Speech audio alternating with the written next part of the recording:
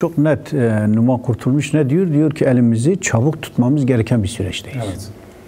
Demek nasıl bir süreç? Çok öyle kaotik bir süreç, savaşın çok yoğunlaştığı, Orta Doğu'da yeni bir dizaynın yapıldığı bir süreç. Şimdi bu süreç içerisinde Türkiye devleti ne yapacak? Kararı ne? Kimden yana olacak? Nasıl bir dizayn içerisinde olacak? İkinci Cumhuriyet'in 100 yılı dediği süreç nasıl bir süreç olacak?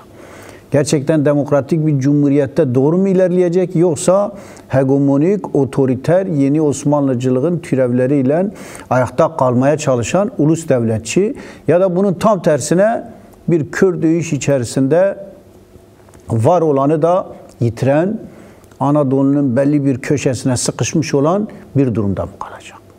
Şimdi böyle, yani parçalanma. Şimdi Birinci Dünya Savaşı öyleydi. Evet. Öyle parçalandı Osmanlı, bir yere geldi. Şimdi böyle bir keskin bir virajda.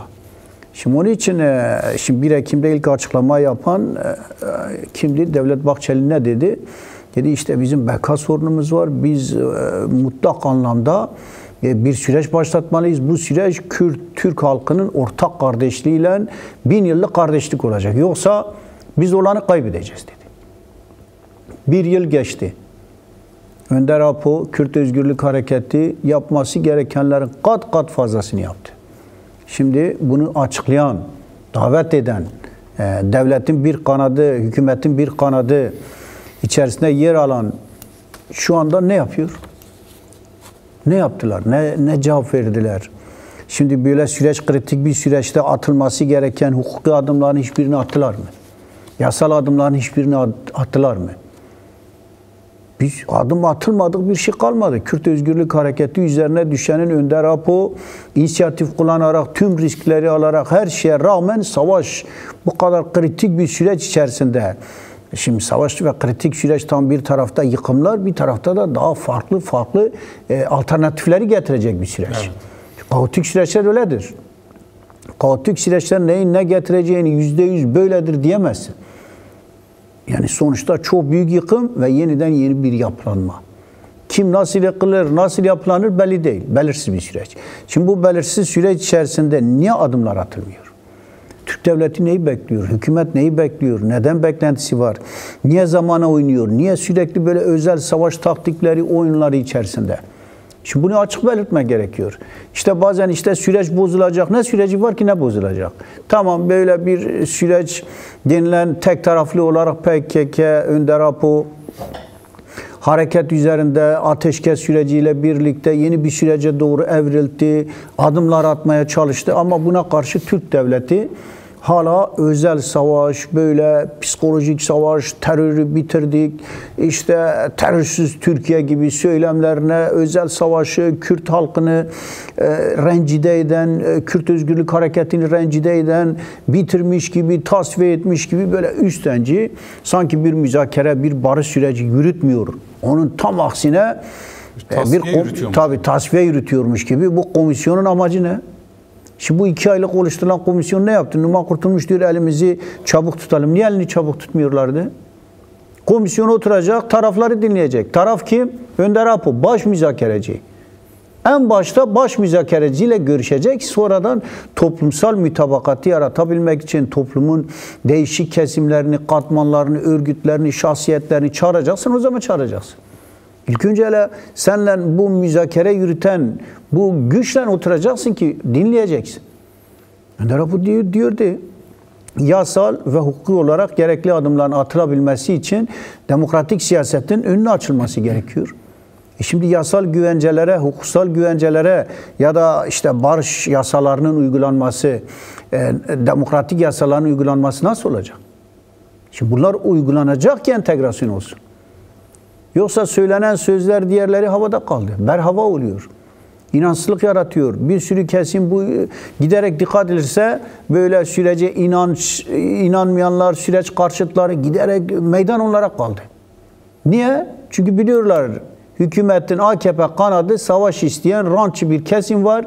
Bu da devletin içerisindeki bir kesim sürekli Kürt soykırımında savaşta ısrar ettiği için bunun sürekli olarak teşvik ediliyor. Bu karşıt olanlar da bundan faydalanarak bunun üzerinde savaşı politikalarını daha fazla ön plana çıkartmaya başladılar. Yoksa alınan kararlar uygulanmaması mümkün değil. Devlet şimdi Erdoğan'ın elinde büyük yetki var. Bırak meclisi diğerini, yani tamam toplumu razı etmek için tüm toplumsal siyasi kesimleri herkesi razı edebilmek için toplumun %90-95'in rızasıyla oluşturulan bir komisyon. Muhatapla görüşecek. Önder Apo'yla görüşüp görüşmeme gibi biz hala bunu gündeme almadık denilecek kadar Numan Kurtulmuş elimizi çabuk tutacağız. Neyin elini? Sen elini vermiyorsun ki. Evet. Elini vermeden diyor ben çabuk tutmak istiyorum. Kime elini vereceksin? Neyle elini vereceksin? Oyalama için önüne konulan görevleri yapmaya çalışıyorsun. Şimdi burada tabii Özgür Özel bile ne dedi? Dedi oyalama var. Ne dedi? Dedi süreci uzatmaya çalışıyorlar. Niye uzatıyorsunuz? Neyi bekliyorsunuz? Yani sormak gerekiyor. Bunu tüm kesimlerin sorması gerekiyor. Tamam bazen tavır konuldu işte taraf olanlar, mecliste yer alanlar, komisyonda yer alanlar çeşitli girişimler yaptılar. Tavır Kürt dilini kabul etmedi. O zaman daha radikal. Herkes Kürt dilini biz istiyoruz diyerek Kürtçe resmi dil olmalı diye sokaklara dökülerek işte şimdi özgürlük yürüyüşü gibi önderliğin Önder Apo için istenen umut hakkı, umut ilkesi için sokaklara dökülerek eylemler demokratik yürüyüş başlatmalıydı. Sessiz sedasız sanki maç izler gibi herkes maçı izliyor. Şu anda herkes diyor ya şu anda Van Spor Ahmet Spor maçı var. Maçı izleyen izleyici değil. Evet. Sen işin içinde yer alacaksın. Bu işin altyapısını oluşturacaksın. Tüm kesimlerini oluşturarak daha doğru bir barış mücadelesi yürüteceksin. Sanki Önder Apo'nun üzerine her şeyi yüklemişler. Önder Apo cezaevinde. Zindanda yani. Önder Apo zindanda ve bu zindanda bu koşullara rağmen 27 yıl içerisinde Önder Apo büyük sorumluluk, inisiyatif alarak tarihi sorumlulukla adımlar attı. Evet. Ama bundan sonrası için Önder Apo'nun özgür yaşar çalışma koşullarını oluşturacak adımlar atılması gerekiyor. Yapıldı mı? Yapılmadı. Önder Apo siyasetçilerle, hukukçularla, gazetecilerle görüşmesi gerekiyordu. Görüştü mü? Görüştürülmedi. Önder Apo uzun zamandır biz DEM Parti heyetiyle, yetkililerle görüşüp yeni adımlar atacağız, yeni süreç başlatacağız denildi mi? Görüştürdüler mi? Görüştürmediler. Niye yapmıyorlar? Niye adım atmıyorlar? Niye Önder Apo ile görüşme bu kadar mı zor? Hani meclise davet edecektiniz. Bir yıl önce talep eden Devlet Bahçeli'ydi. Şimdi de bu adımı atmazsanız biz Önder Apo'yu bu sefer yani sözlerini Önder Apo üzerinde kullandığı yani onu siyaset malzemesi yapmaya çalışıyor. Bu sefer onun Önder Apo'nun konuştukları, söyledikleri tabii tek kanatlı kuş olmaz diyen kendisi ve tek kanat üzerinden söylenenler üzerinde adım atmadan bunlar yapılmazsa biz böyle yapacağız. Yani bunu kim kabul edecek? Yani ne vicdani ne ahlaki olmayan bir barış süreci, dostluk, kardeşlik, birlik, kardeşlik dayanışma komisyonu değil. Hani nerede kardeşlik? Nerede bunun barış müzakereleri için Önder Apo'yla değişik kesimlerle görüşme? Tamam belli adımlar atmış gibi gösteriyor. Hepsi böyle tamam içine kadar dolu değil tümden inkar etmiyor. Ama sonuç itibariyle ortaya çıkan bu kadar kritik bir süreç içerisinde somut adımlar atmayan. Evet. Devlet üzerine tek kanatlı kuş olarak ayakta kalamaz. Tek kanatlı kuş nasıl yürüyecek? Tehlike var, saldırı var. Çift kanatlı olacak ki bu süreci atlatabilsin. Saldırıları boşa çıkarsın. Yem etmeye çalışacaksın. Kürt tarafını, Kürt hareketini, özgürlük hareketini Önder Apo'ya hedef alacaksın. Önder Apo yalnız başına bırakılacak olmaz. Kimse kabul edemez. Kürt hareketi, özgürlük hareketi, tüm demokratik siyasetten yana olan tüm kesimler, barış isteyenler bunu kabul etmemeli. Harekete geçmeli. Bak kadın hareketi dinliyor ki umutla özgürlüğe yürüyüş başlatıyor. Ankara'ya doğru yürüyor. Budur işte. Oradan İmralı'ya yürüyecek. Herkes yürüyecek. Tüm Türkiye yürüyecek. Kürdistan'da yürüyecek. O zaman Ankara'ya yürüyen, İmralı'ya yürüyen barışı sağlar işte. Toplum hareketlenecek. Yani böyle hiçbir şey sadece Önder Apo'nun müzakere yapabilmesi için elinin güçlü olması lazım. Evet. Yani böyle yürütülürse, mücadele edilirse, çok yönlü Önder Apo'yla eli güçlendirilirse Türkiye devleti, hükümeti üzerine baskı oluşturulması gerekiyor. Baskı mekanizmaları neyse toplumsal dinamiklerdir. Toplumun harekete geçirilmesidir. Yani bu yönlü çok böyle yani umutsuzluk da değil, evet, ama çok böyle umutlu, işte her şey tamamdır, Önder Apo zaten oturmuş, her şey halletmiş, her şey çözülmüş diye bir şey yok. Önder Apo diyor ki ben belirttiğim ilk kelime hukuksal ve yasal olarak demokratik siyasetin önünü açılabilmesi için umut hakkının yine yasal ve hukuksal olarak bu güvenceye alınan bu komisyonla birlikte yasal güvenceler olmalı. Yapıldı mı? Niye yapılmak istenmiyor? Niye uzatılıyor? İşte biz gelecek ay yapacağız, uzatacağız. Yani bunun amacı özel savaş. Tabii özel savaşın böyle umutsuzluk, insanları bezdirme, artık yapacaksanız yaz, yapmayacaksanız da nereden koparsa kopsuna kadar götürecek bir şeye götürecek. Bu felaket olur. Türkiye açısından felaket olur. Kürt halkını kaybedecek bir şey. Zaten dilini kabul etmiyorsun. Zaten yasaklamışsın. Dedi ya o çocukların bu TED Koleji'nde çocuklara diyor Türkçe dışında dil kullanılamaz. Bu fermanmış. Ferman seninse yani dağlarda bizim mücadele yerimizdir diyecek Kürtlere. Onu göstermeye çalışıyorsun. Çok tehlikeli. Diyor ki değil, biz siyasete geleceğiz. Toplumla, Türkiye ile entegrasyonla biz demokratik siyasetle yürütelim. Bunun önü açılırsa Türkiye'de bir barış süreci olur. Yok çok böyle eveleyip geveleyerek, oraya buraya çekerek, yani bunu böyle yumuşatarak, liberalize ederek işte bozulacak süreç. Aman ne bozulacak? Ne var ki ne bozulsun? Yani onun için öyle biraz daha cesaretli olmak lazım. Tabii yani Trump bir tüccar. Evet. Şimdi onun koltuğunu çekmişse iyi pazarlık yapmıştır. İyi bir şeyler almış. Diyor 100 milyar dolarlık anlaşmalar yaptı. Evet. Şimdi tüm şirketler adına, kendi şirketleri, bir sürü lobi faaliyetleri, sermaye adına, uluslararası sermaye adına, kendi Amerikan sermayesi. Onları zenginleştirdi, sattı Türkiye'yi. Yani bir sürü var olanı Erdoğan bol bol peşkeş çekti. Niye? Neye karşılık? Tam meşruiyet denildi. Bir, meşru olmadığı, içeride antidemokratik, işte muhalefetin, muhaliflere yönelik, Kürt hareketine yönelik kısmı böyle işte biz Kürtlerle anlaşıyoruz izlenimi vermesine rağmen tam tersine o otoriter olarak yani Orta Doğu'nun o klasik otoriter liderleri gibi ya da yani diktatörlük gibi sistemlere yeşil ışık yakan Trump zaten sağcı, böyle her şey Amerika için diyen, tüm böyle antidemokratik liderleri ön plana çıkaran biri. Şimdi bir dostu da zaten büyük dostlarından biri kim olacak? Erdoğan olacaktı. Erdoğan dostum dedi. Fakat dikkat edilirse başa gelmesinden bugüne kadar işte dile Mayıs ayında olacak, Haziran ayında olacak. Beklediler. Neyi beklediler? Biz orada bazı siyasetimizi, yani Orta Doğu siyasetini, Suriye siyasetini belirleriz. Bekleme bunu için. Hep beklettiler. Neyi bekletiyorlar? Acaba biz Suriye üzerinde nasıl bir hakimiyet sağlarız? O da diyor zaten Suriye'yi götüren sensin. Senin hakimiyetin. Sen 2000 yıl. Türkler 1000 yıldır gelmiş Orta Doğu'ya. Evet. Yani ondan 1000 yıl önceye götürdü. Trump getirdi onları. Nasıl getirdiyse tarihi bilgisi. Yani velhasıl bu kadar böyle tüccar. Tüccar hoşbeşiri, ya sen iyi birisin, sen böylesin, şöylesin, bol bol bu şekilde aldı elindekileri. Ama Suriye üzerinde de pazarlık yaptıkları açık. Yani Türkiye tam Erdoğan kendisini biraz daha bu konularda antidemokratikliğini meşrulaştırmak, dünyada biraz kabul ettirebilmek için Halk Bankası davaları var. Çünkü bir sürü yolsuzluğa bulaşmış, bir sürü ambargoları delmiş, İran'la yapılan görüşmeler içerisinde İran'la yapılan bir sürü Birleşmiş Milletler kararları vardı, Amerikan yaptırımları hepsini delmiş. Şimdi uygularsa katsa değil 10 tane katsanın da uygulanması lazım. Bütün hepsini biliyor. Evet. Bunlar hepsi orada diyor tamam biz bunları bir kenara bırakalım. Sen bol bol imzanı at, paranı ver. Parayı verdikçe seni kurtarırız ama ne istiyorsun? Daha neler var? Diyor daha bir şeyler var. İleriki süreçte daha sana görevler verdim. Bu yetmez.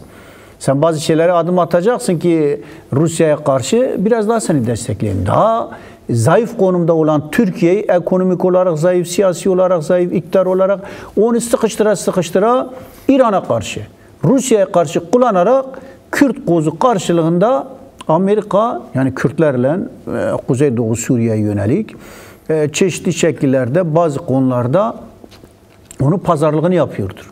Pazarlık bitmiş bitmemiştir. Yıl sonu veriliyor. 10 Mart anlaşmasını yapanlardan biri sadece Amerika kontrolünde yapıldı. Evet. Amerika'nın garantörlüğünde yapılan bir anlaşma. Amerika garantörü bu işin. Yani Amerika'nın işin içinde olduğu bir anlaşma var ve bu anlaşma uygulatmayanlardan biri de kim? Türkiye. Esası Türkiye. Diğer güçler diyor uygulansın. Tombarak diyor uygulansın. Uygulatmasını istemeyen kim? Türkiye. Niye uygulatmak istemiyor? Çünkü Kürt dilinin, Kuzeydoğu Suriye'deki tüm kazanımların belli bir düzey içerisinde orada demokratik bir şekilde bir Suriye doğru evrilmesi var. Şimdi demokratik olmayan bir Türkiye nasıl bir demokratik Suriye yaratacak? Yaratmaz. Kendisi gibi otoriter, böyle tek partiye dayanan HTŞ Partisi, İslamcı, radikal, o da İhvancı gelenekten gelmiş. Biraz öyle onu mırttılar. Evet. Katar sermayesiyle birlikte hala ayakta kalmaya çalışan işte savaş rantçısı, yeni Osmanlıcılık siyasetini yürüten bir siyaset. Budur yani Türkiye demokratikleşmemiş. Bu AKP rejimi demokratikleşmemiş. Önder bu demokratikleştirmesi için bu sürecin doğru bir şekilde ilerleyebilmesi için müdahale etti. Bunlar ne yaptılar? Amerikan yanına. Trump'ın yanına giderken nedir? Antidemokratik olabilirsin. Öyle savaş içerisinde yer alabilirsin. Savaş seçimleri hileli yapmış tabii olabilirsin. Yapabilirsin. Çok iyi. Sen iyi bilirsin. Ustasın zaten. 22 yıldır bu işi yürüten sensin. Ben bir sefer yaptım. Beni engellediler. Ama sen işi iyi yürütüyorsun diyor yani. Yani bu konuda gerçekten ustalığı var. Bu hileler konusunda diyor. Hatta Suriye'nin bu şeysinde sen yaptın diyor. Onu da sen yaptın. Biz o kadar uğraştık, yaptık. Ama hatta şeyle birlikte beslediniz. İngiliz siyasetiyle müdahale ettin, yaptın. Ve ne yapmaya çalışıyor? Diyor ki sen bizim işimize yararsın. Devam edeceksin. Biz seni bırakırız. Ama bizim işimizi yürütürsen.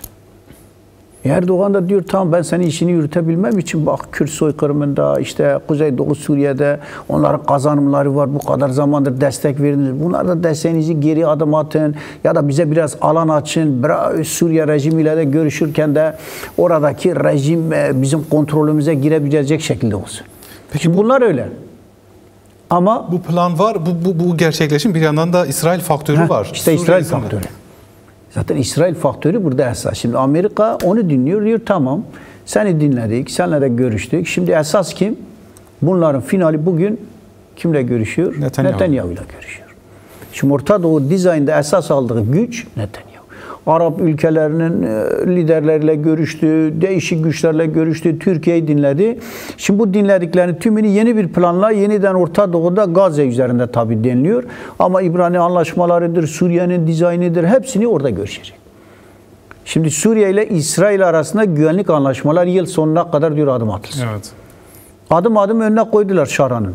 Şara gitti kimle görüştü? En son işte Colani gidip tüm dünya Yahudilerin kongre başkanı onunla görüşerek belli görüşmeler yapıyor. Burada taahhüt ediyor. İşte biz İsrail devletini kabul edeceğiz. Hatta belli anlaşmalarda hazırız. Ama işte 1974 anlaşmalarına geri çekilir. Güvenlik anlaşmalarını uygulayın diyor. Tam uygulasak da sen hava sahan benim kontrolümde olacak. Sen ağır silahlar almayacaksın. Stratejik silahlar almayacaksın. Güney Suriye üzerindeki ağır silahlarını geri çekeceksin. Druziler üzerine bir koridor açacak. İstiyor da istiyor. Bunların tümünü ona yedirtene kadar, kabul ettirtene kadar onun üzerine baskı kuruyor. Şimdi bunlar kabul edilirse, Druziler orada bir özellik konumuna ulaşırsa, şimdi herhalde Kuzeydoğu Suriye'nin kabul edilmesi mutlak olacak. Ürdün'de görüştüler, kısmi, idari bir şey verdiler, statü verdiler. Evet. Buna bile Türkiye kabul etmiyor. Diyor aman, adım atarsan, görüşürsen, bunları kabul edersen Kuzeydoğu Suriye'de de gider. Türkiye hemen müdahale oluyor. Türkiye diyor ki ben organize ederim, gücüne destek veririm, sen merak etme, sen biraz daha bu işi sürdür, devam ettir denileyerek baskılar aslında onu razı etmeye çalışıyorlar. Çok iyisin, çok iyisin diyor ama diyor çok iyi oyunlar yapan, hileler yaparsın sen biliyorum diyor. Bak biz yapamadığımızı yaptın ama senin farkındayım diyor Trump, Amerika diyor. Ama bir tarafta tabii çıkar anlaşmaları var, görüşmeler yapıyorlar. Yani bu görüşmelerde Türkiye ile İsrail arasında da çatışmalar var. Suriye üzerinde kim daha hakim olacak? Türkiye hakim olmaya çalışıyor. İsrail diyor ben kabul etmem. Suriye, Şam üzerinde de, Güney Suriye üzerinde de asla. Sen ne havadan? Zaten Suriye hava sahasını kontrol eden İsrail. İstediği yeri vuran İsrail. Türkiye bir yere biraz yerleşmeye çalışsa vura vura 4 sefer diyor vurmuş Türkiye ordusunu. Türkiye'nin hiçbir cevabı yok. Veremiyor. Evet. Veremeyeceğin bir yere hala ısrar ederek ben Kürtlere yönelik işte belki birazdan çıkacak işte değişik güçlerin askeri olarak biz HTŞ'yle değişik aşiret güçleriyle onlar karadan biz de havadan destek vererek işte Kuzeydoğu Suriye'deki bir kazanımları yıkarız oradan işte yenilgiye uğratırız gibi böyle tehditler var. Türkiye oyun kurucu değil. Kaybetmiş oyun kuruculuğunu, stratejik rol oynayan, belirleyici olan, Orta Doğu'da belirleyici olan İsrail'dir. Anglo-Sakson, İngiliz, Amerikan, uluslararası sermayenin vurucu gücü, etkili gücü, merkez gücü, işte tüm şu anda image projeleriyle birlikte temel liman, merkez konumuna getiren İsrail. Evet. İsrail şu anda bu rol verilmiş. Türkiye İşte ben de bu rolün bir parçasından ne kadar rol alırım denilerek Suriye üzerinde, Irak değişik yerlerde oyun bozan. Oyun bozuyor. Suriye üzerinde bir düzlem var, bir anlaşma yapılmaya çalışılıyor. Şaraya bırakılsaydı şu anda Mazlum Abdi ile çoktan çözmüşlerdi. Bırak Suriyeliler çözsün. Sana ne ya? Sen niye bu kadar işin içindesin, burnunu sokuyorsun diğer her tarafa demezler mi? Diyorlar. Sen bir de dedin Kürt, Arap, Türk birlikteliği. Nasıl birliktelik olacak? Neyin birlikteliği olacak? Sen Kürtleri kabul etmezsen, savunmasız bırakırsan, Dürzilerin, Alevilerin başına getirdiği gibi Kase'de onların savunma gücü olmayacak. Savunmasız teslim olun, biz size vereceğiz. Neyi vereceksin? Hakkınızı vereceğiz. Ya sen savunmasız bir şekilde Dürzi'ye verdiler mi? Şar'a verir mi? Yani hala El-Kaide zihniyetinde olan, IŞİD zihniyetinde olanlar, onların bileşkesi olan bir güç. Dürzilere ne yaptı? Alevilere ne yaptı? Kürtlere ne yapmaz ki? IŞİD'i yenilgiye uğratan, onların bileşkesini yenilgiye uğratan onlarca sefer El-Nusra ile çatışmış. İlk çatışmalar orada Serikani'de oldu 2013'te. Evet. Kimleydi? İşte bu Colani güçleriyleydi. O zaman YPG güçleri. İlk çatışmalar onlarla başladı. Evet. Uzun zaman çatışıldı. Yeni bir çatışma değil bu. Yani yeni bir çatışma olacak, çok korkulan öyle bir güçleri de yok. Yani şu andaki çatışmaları göstererek sıkışma durumu var. Şimdi bu sıkışma durumunu gerçekten yeniden meşru, demokratik bir Suriye doğru evrilecek mi? Suriye'nin birliği içerisinde. Mese'de, Kase'de, tüm açıklamalar Kuzeydoğu Suriye'de bir Suriye'nin birliği içerisinde ama Adem'in merkezi, Dürzilerin, Alevilerin, Kürtlerin, herkesin içinde haklarının olduğu, Alevinin, Sunni'nin, Hristiyan'ın, herkesin kendi yerel, idari bir şekilde yönetebileceği valilik sistemleri içerisinde kendisini seçen, seçtikleriyle kendi öz savunma güçlerini, polis gücünü atayan bir durumda olmalı. Diyor ya Şara demiş görüşme sırasında 10 Mart'ta diyor ilk kez açıklıyoruz. Demiş Genelkurmay Başkanı ya da Savunma Bakanı olabilirsin. Şimdi Türkler bunu işitmişse aman diyecek Savunma Bakanlığı'nı Mazlum Abdi'ye teklif etmiş. Kesin işitmemişlerdir. Mazlum Abdi bir Savunma Bakanı olarak düşünelim. Suriye genelinde Türkiye'ye gidecek. Türkiye'de ne olacak? Türkiye nasıl kabul edecek? Ama Suriye bunu kabul ediyor. Böyle de gerçeklik. Çünkü Kase'de düzenli bir güçtür, kendisini örgütlenmiş bir güçtür, uluslararası koalisyonla IŞİD'e karşı savaşta başarı kazanmış, organize olmuş, Suriye'nin genelinde öz savunmayı örgütleyebilecek, Suriye'nin savunmasını yapabilecek kapasite, donanım, bilinç örgütlenmede olan tek güç budur. Gerçekten öyledir. Hepsini Kase'de teslim etmeleri lazım. Evet. Kuzeydoğu Suriye özerk yönetiminin 12 yıllık, 13 yıllık bu başarılı pratiğine tüm Suriye'nin yeniden dizaynını örnek almaları gerekiyor. Model bu olmalı. Bıraksınlar bu model tüm yapılanmaları, Dürzileri de Alevileri de bir araya getirecek, Suriye'nin birliğinde sağlayacak Kuzeydoğu Suriye'de. Bak Arap-Kürt birliği var. İçinde Suriye'nin birliği var. Tüm güçlerin birliktelikleri var. Niye bak orayı birlik yapan? Çözüm yolu. Tabii çözüm bu. Çözümü sunan bu. Model bu. Kim bırakmıyor? Türkiye. Türkiye. Niye bırakmıyor? Yeni Osmanlıcılık, savaş rantçılığı, Aslında belki de yani biraz tabii bunlar ne diyorlar, komplo teorileri gibi ya da olabilecek daha önce yapılan şeyler. Yani deniler ki Irak'a ne dediler? Git kuvvete gir. Kuvvet senindir. Daha güçleneceksin. Petrolü al. Sonra kafasına vurdular. Yani Türkiye yeşil ışık, meşil ışık yaktılar, yakmadılar. Türkiye parayı verdi. 100 milyar doları artık yani belli olacak. Çünkü Rusya ile ilişkileri biraz zedelenmeye başlanacak. Evet. İran'la da. Ama eğer burada da yol açmışlarsa gerçekten tabii karşılarında Kuzeydoğu Suriye gibi kendisini kanıtlamış bir yeraltı, yer üstünde örgütlenmiş devrimci halk savaşı yürütecek bir durum var.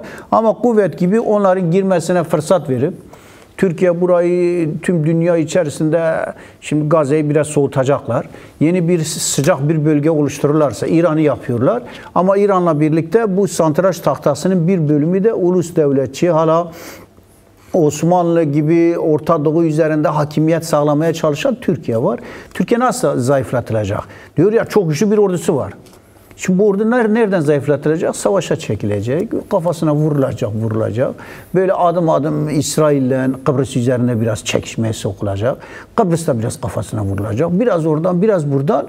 Yani böylece o güçlü orduyu zayıflatacak. Ya İran'a karşı kullanmaya çalışacak. Tüm bu değerlendirmeler arasında dikkat çektiğiniz bu tablo bir kaosu da işaret ediyor Heval Sefkan. Buradan çıkış yolunu da göstermiyor mu Önder Apo bu çağrısıyla? Önder Apo diyor zaten biz bu işi demokratik bir şekilde halkların kardeşliği, birlikteliği içinde çözelim.